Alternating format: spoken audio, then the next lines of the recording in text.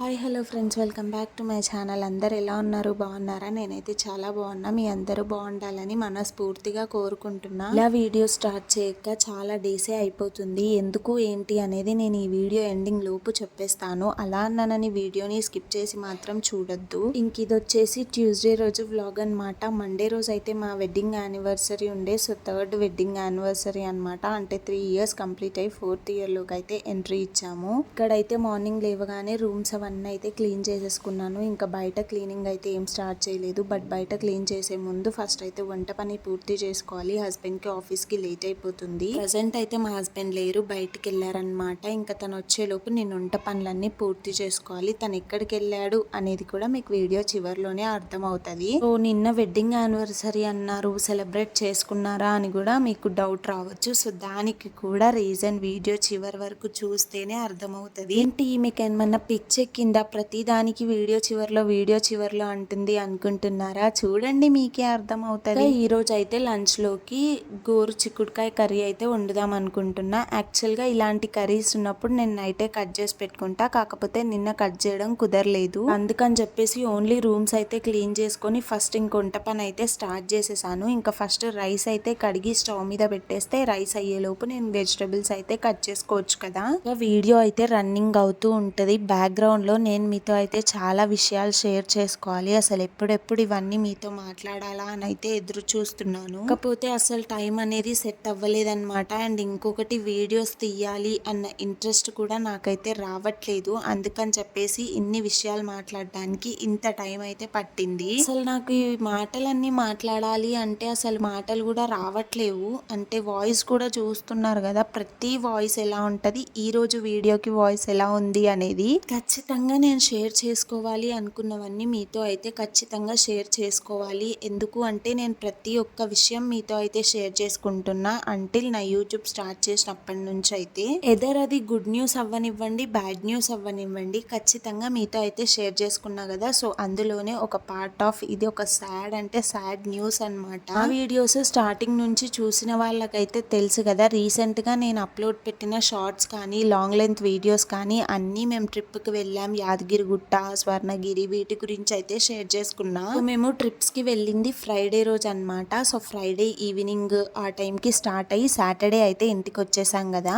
So Saturday వచ్చిన తర్వాతకి Sunday రోజు నుంచే కొంచెం సాడ్ డేస్ అయితే వచ్చాయి. బట్ వెడ్నెస్డే అయితే ద మోస్ట్ సాడ్ డే అని చెప్పొచ్చు నా లైఫ్ లో. సో సాటర్డే వచ్చిన తర్వాతకి నైట్ మా అమ్మమ్మ అంటే మా మమ్మీ వాళ్ళ మమ్మీ అనమాట, అరౌండ్ 65 years అయితే ఉంటాయి తనకి. సో అంతకి ముందు ఒక 6 months నుంచి అయితే హార్ట్ అంటే కూడా రైట్ సైడ్ అనమాట జస్ట్ మంటలాగా వస్తుంది అని చెప్పేది. అండ్ నడుస్తూ ఉంటే దమ్ము వస్తుంది అని కూడా చెప్పేదన్నమాట. బట్ హాస్పిటల్కి వెళ్దాము అంటే చాలా భయం, మా అమ్మమ్మకి వచ్చేది కాదు. సో అలా బీపీ ఉంది తనకి, బీపీ టాబ్లెట్స్ అవి ఇవి వేస్తూ మేనేజ్ అయితే చేసుకుంది. బట్ మేము యాదగిరిగుట్ట ట్రిప్ అయిపోయి ఇంటికి వచ్చినాం సాటర్డే రోజు. ఆ రోజు నైట్ అయితే చాలా పెయిన్ వస్తుంది అని చెప్పి అయితే బాధపడిందంట. ఇక్కడ అంట అని నేను ఎందుకు మెన్షన్ చేశాను అంటే ఆ రోజు నేను మా ఇంట్లో ఉన్నాను, మా పిన్ని వాళ్ళ ఇంట్లో మా అమ్మమ్మ ఉండిద్ది. ట్రిప్కి రమ్మన్నా నేను రాను అని చెప్పింది. ఎందుకు అని అంటే నాకు కొన్ని ప్రాబ్లమ్స్ ఉన్నాయి, అవి సాల్వ్ అయిన తర్వాతకు వస్తాను అని అయితే చెప్పిందనమాట. సో ఇంకా మేము వెళ్ళేసి వచ్చిన తర్వాతకి నైట్ అలా బాధపడుతుంటే నెక్స్ట్ డే అంటే సండే రోజు ఇక్కడ వీధిలో ఉంటారు కదా డాక్టర్, సో తన దగ్గరికి అయితే తీసుకెళ్ళాము. తను ఫ్యామిలీ డాక్టర్ అనే చెప్పొచ్చు. మేము చిన్నగా ఉన్నప్పటి నుంచి అయినా అతని దగ్గర చూపించుకుంటాం అనమాట. చాలా బాగా చూస్తారు. ఇంకా తన దగ్గరికి అయితే తీసుకెళ్తే తనైతే ఇంకా దగ్గర హార్ట్ దగ్గరకే పెయిన్ వస్తుంది అన్నట్టయితే చెప్పింది. సో అయితే నేనైతే ఇలా అయితే ఈ టాబ్లెట్స్ ఇవ్వలేనమ్మా, ఫస్ట్ ఈసీజీ ఇలాంటి స్కాన్స్ చేయాలని ఒక 3 స్కాన్స్ అయితే రాసిచ్చారు స్క్రిప్ట్ మీద. సో అవి తీసుకెళ్ళి ఒక హాస్పిటల్, టెస్లా హాస్పిటల్ అని ఉంటుంది, సో అందులో అయితే చెక్ చేసుకొని రిపోర్ట్స్ తీసుకొని రండి. సో దాని ద్వారా అయితే నేను ఏం జరిగింది అనేది అయితే మీకు చెప్పగలుగుతాను అని చెప్పారు. సో మేము చేసింది అతి పెద్ద మిస్టేక్ ఇక్కడే అనమాట. సో సరే అని చెప్పేసి నేను ఆ రోజు ఎందుకు వెళ్ళా హాస్పిటల్కి, మా మిన్నుకి ఫుల్ కోల్డ్ అయింది. సో వాడిని తీసుకొని వెళ్ళాను. సో అక్కడ అమ్మమ్మని చూస్తే ఇవన్నీ అయితే నాకు మా పిన్ని వాళ్ళు చెప్పారు. సో ఇంకా ఆ రోజు లేట్ చేయకుండా అప్పటికప్పుడు హాస్పిటల్కి అయితే వెళ్ళిపోయారు. సో అది సండే అవ్వడం వల్ల అక్కడ డాక్టర్స్ ఎవ్వరు లేరు, స్కానింగ్ చేసేవాళ్ళు ఎవ్వరు లేరు. దీనికి చూస్తే పెయిన్ వస్తుంది అంటుంది. సరేలే ఇక్కడ మల్లారెడ్డి గవర్నమెంట్ కమ్ ప్రైవేట్ లాగా అనమాట.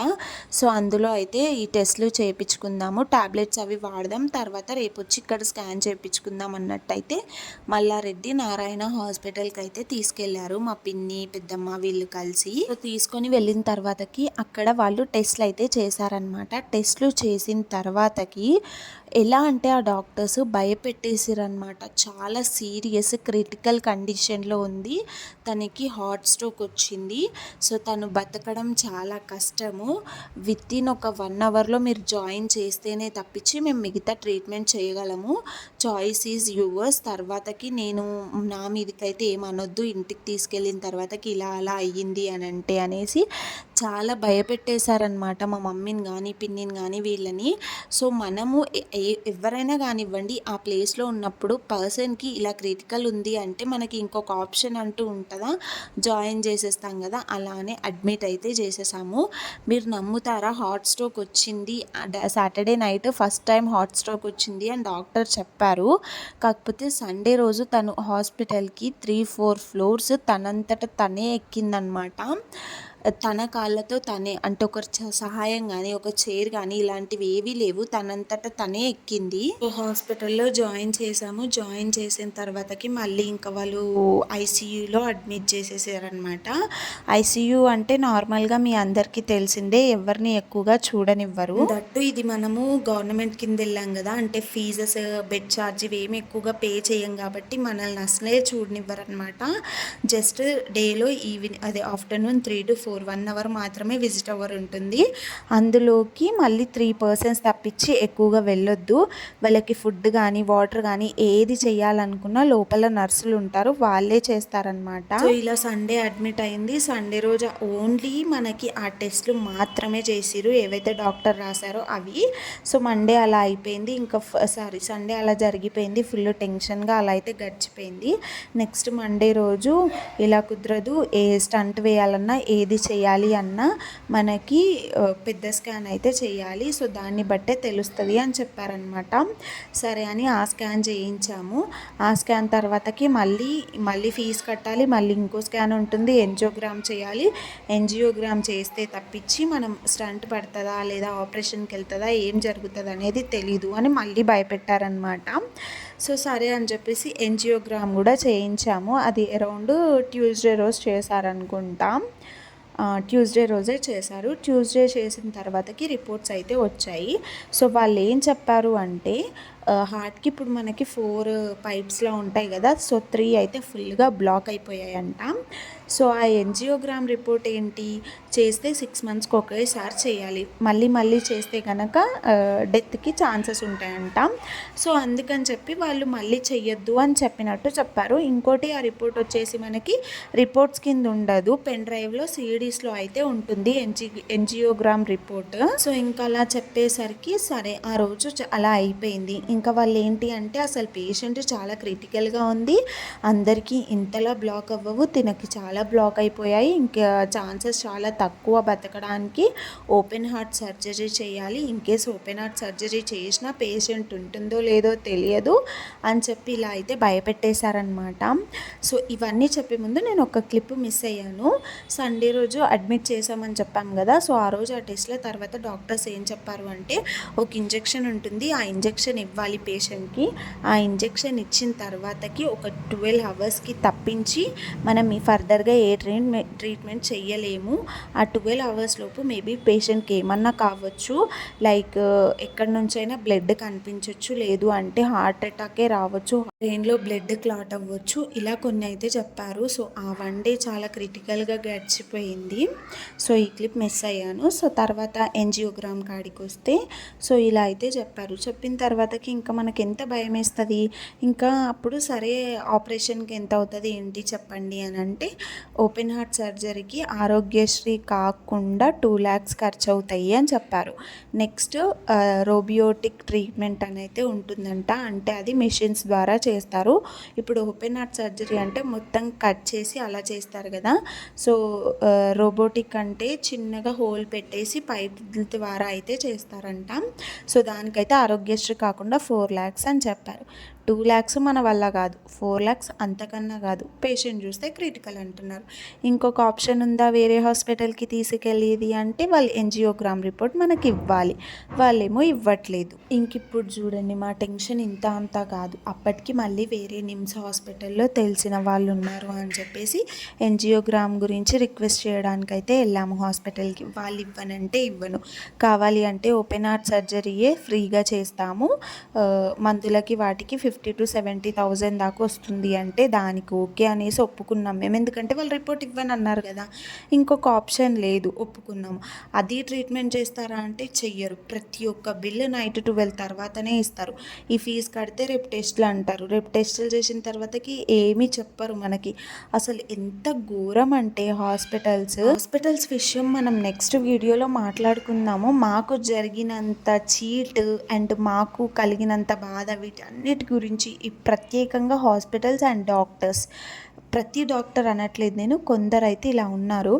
సో వీళ్ళ గురించి అయితే నేను నెక్స్ట్ వీడియోలో అయితే మాట్లాడతాను. అది కూడా నాకు లైఫ్లో ఫేస్ చేశాము కాబట్టి నాకు ఇంత అనుభవం అయితే వచ్చింది. మా అమ్మమ్మ సైడ్ వాళ్ళు అంటే వాళ్ళ బ్రదర్స్ ఉంటారు కదా, సో వాళ్ళైతే ముందుకొచ్చి సరే ఓపెన్ హార్ట్ సర్జరీ అయితే తన వల్ల కాదు, వచ్చిన తర్వాతకి కేరింగ్ కూడా అంతే చూడాలి, మనం ఆ పనులు చేస్తే కానీ గడవవు కదా, సరే రోబియోటిక్ ట్రీట్మెంట్కే ఎంత అవుతుందో అడగండి అని చెప్తే వెనస్డే రోజు కరెక్ట్గా 6 o'clock ఆ టైంకి నేను, మా హస్బెండ్, మా మమ్మీ, మా పెద్దమ్మ పైన డాక్టర్ దగ్గరికి వెళ్ళి కనుక్కొని వస్తే తను 50,000 to 30,000 వరకే తగ్గుతుంది, అంతకు మించి తగ్గదు అని చెప్పింది. ఏంటి 4 lakhsకి ఆరోగ్యశ్రీ కాకుండా. మాట్లాడేసి కిందికి వచ్చాము. కిందికి వచ్చినాక 7 o'clockకి మేము ఇంటికి వచ్చేసామా. ఇంటికి వచ్చిన తర్వాతకి మా పిన్నికి ఒక బిల్ ఇచ్చారంట, ఈ బిల్ పే చేయండి, ట్రీట్మెంట్ చేయాలి అంటే టెస్టులు చేయాలి. సరే అని పైకి వెళ్ళింది. అసలు ఈ 7,000 ఆరోగ్యశ్రీలోనే వస్తాయి కదా, బిల్ ఎందుకు పే చేయాలి అంటే మీరు ఆగండి, వేరే మేనేజర్ వస్తారు, సంథింగ్ ఏదో చెప్పారు, తనతో మాట్లాడుకోండి అని. సరే అని మా తమ్ముడు పిన్ని అక్కడ వెయిట్ చేస్తున్నారు. వితిన్ 10 minutesలో పేషెంట్కి సీరియస్ ఉంది, హార్ట్ స్ట్రోక్ వచ్చింది, మళ్ళీ ఊపిరి ఆడట్లేదని చెప్పి మూవీస్లో చూపిస్తారు కదా, ఇలా రౌండ్గా నించొని హార్ట్ పైన ప్రెస్ చేస్తారు, అలా ప్రెస్ చేస్తున్నారంట మా అమ్మమ్మని. మా మమ్మీ ఏడుస్తూ మాకు ఫోన్ చేసింది. మా హస్బెండ్ ఆ రోజు వీక్ ఆఫ్. అప్పటికప్పుడు మా బాబుని ఎత్తుకొని ఆ నైట్ 8 o'clockకి ఇక్కడ నుంచి బయలుదేరి హాస్పిటల్కి వెళ్ళాము. మధ్యదారిలోనే మా తమ్ముడు కాల్ చేసి మా హస్బెండ్కి బావా అమ్మమ్మ చచ్చిపోయింది అని చెప్పాడనమాట. సో ఇలాంటి ఒక్క మాట మేము వింటాము అని మేము అస్సలు ఎక్స్పెక్ట్ చెయ్యలేదు. ఎందుకు అంటే తను నడుచుకుంటూ తనంతట తనే హాస్పిటల్లో అడుగుపెట్టింది. అలాంటి మనిషి చచ్చిపోయింది అని చెప్పి నేను తీసుకోలేకపోయాను. ఎందుకు అంటే అదే రోజు ఈవినింగ్ 3:40 to 4 ఈ మధ్యలో నేను వెళ్ళి మాట్లాడేసి వచ్చాను కూడా మా అమ్మమ్మతోటి.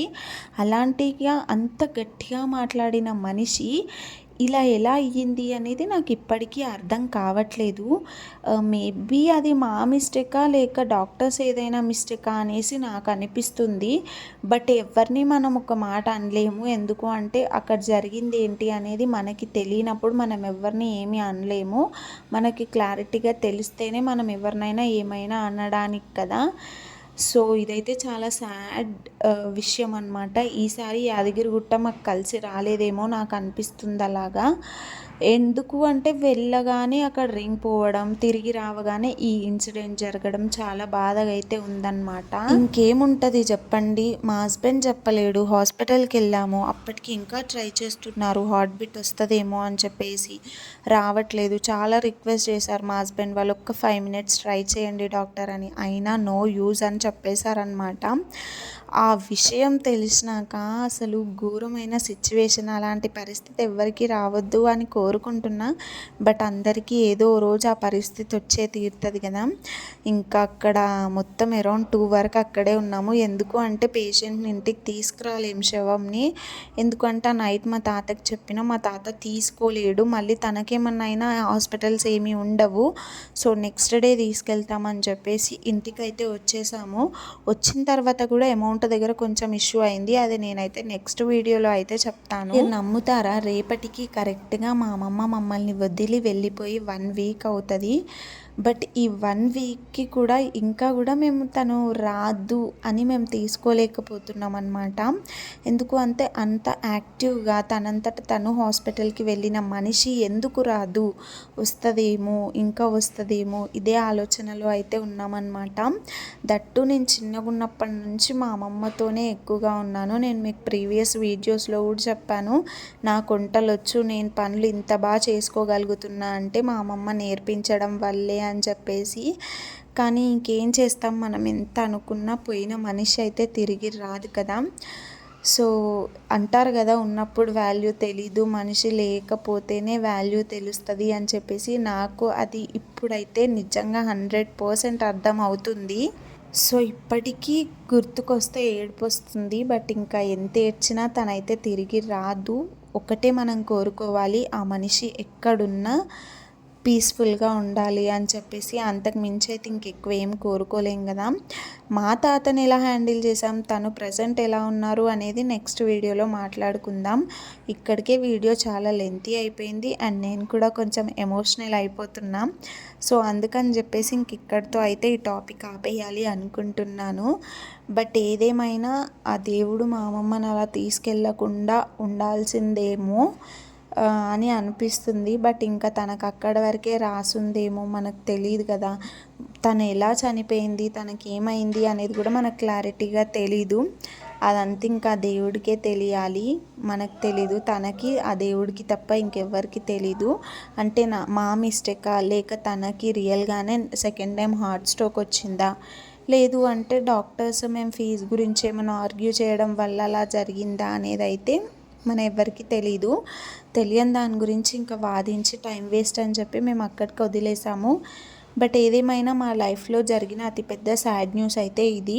ఎందుకు అంటే మేము ఇప్పటికొచ్చి ఏ చావులు కూడా చూడలేదు దగ్గర నుంచి. అలాంటిది మా అమ్మమ్మది కళ్ళారా దగ్గరుండి ప్రతి ఒక్క మూమెంట్ని చూసినాము. సో అదంతా ఏంటి, ఎలా ఫేస్ చేసాము అనేది నెక్స్ట్ వీడియోస్లో ఖచ్చితంగా షేర్ చేసుకుంటా. సో ఇదండి ఈరోజుటి వీడియో. అందుకే ఇన్ని రోజులు వీడియో పెట్టలేకపోయాను, అర్థం చేసుకుంటారనే కోరుకుంటున్నా. మరొక వీడియోతో రేపు మీ ముందుకు వస్తాను. Until then stay tuned to our channel. Bye, love you guys.